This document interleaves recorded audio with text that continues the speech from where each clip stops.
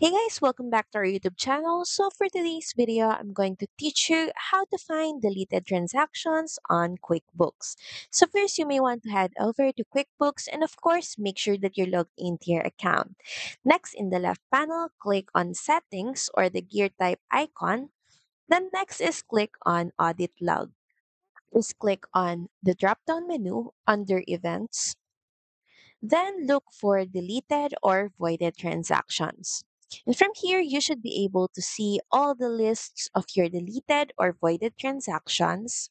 You can also toggle the filter for date changed from today, yesterday, this week, this month, for this quarter, this year, and more.